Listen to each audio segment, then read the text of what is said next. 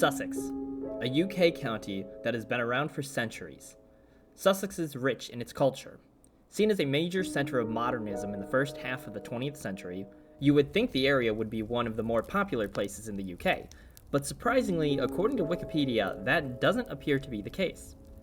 Based on a population chart on Wikipedia from 2021 to 2022, East and West Sussex combined only make up about 1.7 million people. Now I know that sounds like a lot, but combined, Sussex still only has the 8th largest population in the area, and London leads the chart with almost 9 million. If we take a page out of Germany's book and divide East and West, the West clocks in at about 863,000 people, and the East at about 843,000. That's right around the range of the counties that are more known for the less exciting aspects of the nation, such as agriculture and engineering. Places like, Leicestershire, Leicestershire, and Gloucestershire, Gloucestershire. I'm sorry for butchering those names. I'm an American from Ohio. I'm not used to so many unnecessary letters said with an accent. At least you don't see me out here trying to pronounce Schlan via Puthwinguth Gagara Schwindrabal Schlantasilio Gogogoch. Am I right? Alright, let me break down why this is weird. Like I said, Sussex is known for its culture and modernization. According to Wikipedia, not only is it a seaside town, which should draw in more people, but it's also home to the Brighton Festival, England's largest arts festival, as well as various pride parades and events, including Brighton Pride, one of the UK's largest and oldest pride parades. Their architecture is apparently pretty unique to the area, using the local flint deposits in their building materials, and the use of the Sussex cap, a blunt pyramid type of roof consisting of red tiles found on church towers.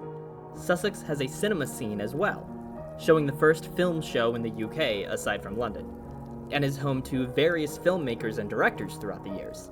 Sussex is also rich in music and literature. Fun fact, apparently, A.A. Milne lived in Ashdown Forest, which is a part of Sussex, and set his array of children's stories in that forest, the stories being Winnie the Pooh. But Sussex is also known for its mythical creatures and folklore, which is where I'm going with this thought, so bear with me. Sussex folklore includes water dragons, giants, fairies, and various places are named after the devil. So I think there's some sort of creature that may be affecting the population of Sussex, because based on all the info we have on Sussex, logically there should be far more people than what we see. Sussex should be on par with London's population, or at least much closer to it. So why isn't it? I think to get our answer, instead of the present, we should be looking at the past. Way back in the Middle Ages, the Romans withdrew from Britain, and a group known as the Saxons settled the area in the 5th century. The Saxons were a tribal people of Germanic origin who, along with 3 other groups, the Angles, the Frisians, and the Jutes, settled what is now England and southeastern Scotland, together being known as the Anglo-Saxons. Along with their culture, the Saxons brought their pagan religion to the area and just chilled around for a while. As they expanded, present-day Sussex was known as the South Saxons around 689, and finally, around the 9th century, the name was shortened to Sussex. That's based on historical records, but it appears the population stayed the same from the 5th century to the 9th, clocking in at around 25,000 people. Now, we still should see some sort of growth over the years, right? And yet there's nothing.